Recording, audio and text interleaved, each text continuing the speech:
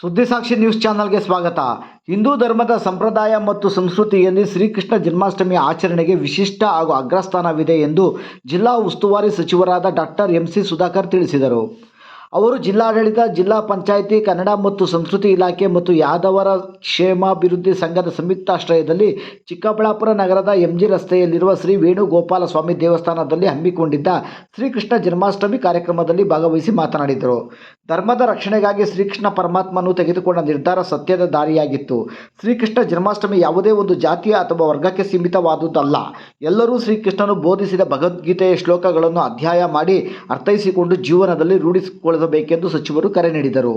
ಸಂಸದರಾದ doctor K. Sudhakar ಮಾತನಾಡುತ್ತಾ, ಶ್ರೀಕೃಷ್ಣ ಜನ್ಮಾಷ್ಟಮಿಯನ್ನು ವಿಶ್ವಾದ್ಯಂತ ಶ್ರದ್ಧಾಭಕ್ತಿ ಹಾಗೂ ಸಂಭ್ರಮದಿಂದ ಆಚರಿಸಲಾಗುತ್ತಿದೆ. ಭಗವದ್ಗೀತೆ ಎಲ್ಲರಿಗೂ ಆದರ್ಶವಾಗಬೇಕು. ಶ್ರೀಕೃಷ್ಣನ ಚರಿತ್ರೆ ಹಾಗೂ ಅವರ ಸಂದೇಶಗಳು ಸಮಾಜದ ಪರಿಕಲ್ಪನೆಗಳನ್ನು ಬಿಂಬಿಸುತ್ತದೆ ಎಂದ ಅವರು, ಜಿಲ್ಲಾ ಕೃಷ್ಣ ಭವನ ನಿರ್ಮಿಸಲು 50 ಲಕ್ಷ ರುಗಳ ಅನುದಾನವನ್ನು ನೀಡುವುದಾಗಿ ಅವರು ಭರವಸೆಯನ್ನು ನೀಡಿದರು. ವೇದಿಕೆ ಕಾರ್ಯಕ್ರಮದಲ್ಲಿ ಪ್ರತಿಭಾವಂತರನ್ನು ಹಾಗೂ ಸಾಧಕರನ್ನು ಸನ್ಮಾನಿಸಿ ಗೌರವಿಸಲಾಯಿತು.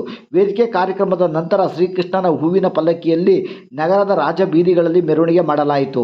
ಮೆರವಣಿಗೆಯಲ್ಲಿ ಜಾನಪದ ಕಲಾ ತಂಡಗಳಾದ ಕೀಲು ಕುದುರೆ, ವೀರಗಾಸೆ, ಸೋಮನ ಕುಣಿತ, ಹುಲಿವೇಷ, ಕರಡಿ ಕುಣಿತ, ನಾಸಿಕ್ ಡೋಲು ಮುಂತಾದ ಕಲಾ ತಂಡಗಳು ಭಾಗವಹಿಸಿ ಮೆರವಣಿಗೆಗೆ ಮೆರುಗು ತಂದವು.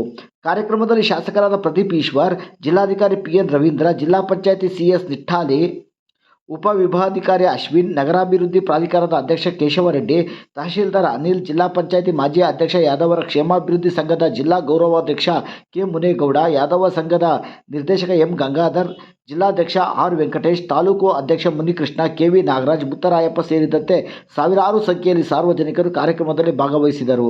ವರದಿ ಜಯರಾಮ್, ಕ್ಯಾಮರಾಮನ್ ವೀರನಾಗ್ ಜೊತೆಯಲ್ಲಿ ಸುದ್ದಿಸಾಕ್ಷಿ ನ್ಯೂಸ್, ಚಿಕ್ಕಬಳ್ಳಾಪುರ.